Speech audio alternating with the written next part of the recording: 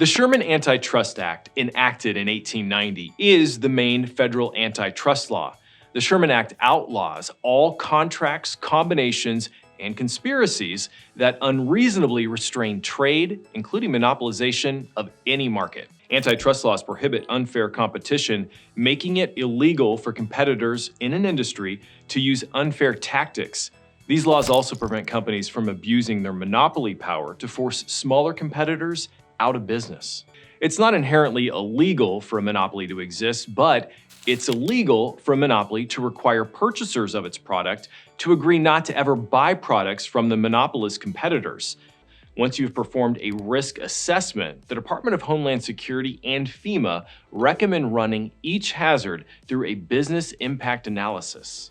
Potential impacts to business include lost or delayed sales, increased expenses, regulatory fines, customer dissatisfaction, and reputation damage. The risk assessment and business impact analysis will help identify disruption scenarios for your business and prioritize the order of recovery.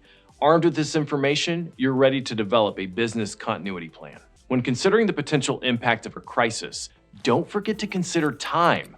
When and how long the disruption occurs matters.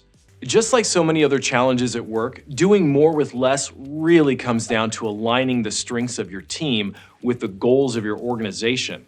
When you begin narrowing your focus to your strengths, you have to unlearn the idea that every task is urgent, because if everything's a priority, then nothing is really a priority.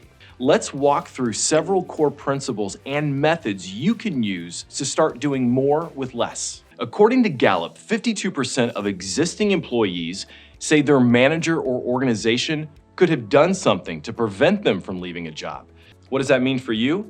It means there's a window of time where you can find out that an employee is thinking of leaving if you keep your ear to the ground. You should be having regular one-on-one meetings with all your employees to talk about not just their performance, but their goals and desires for their job.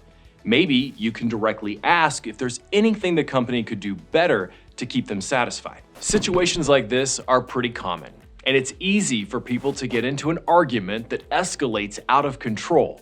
So, this series is designed to help you understand your role in reducing the conflicts that might arise in everyday customer interactions. Specifically, we're talking about retail conflict management. These conflicts can be between customers, between you and a customer, or one of your coworkers and a customer. In all of these courses, our goal is to prepare you for the worst-case scenarios ahead of time so they don't catch you off guard. Remember, nobody wants to be a problem customer, and people typically try to avoid conflict.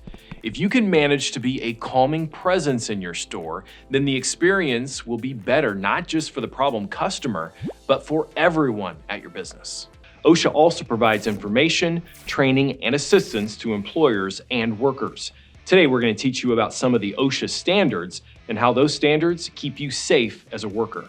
At a minimum, a workplace must have 2 exit routes to permit prompt evacuation of employees and other building occupants during an emergency.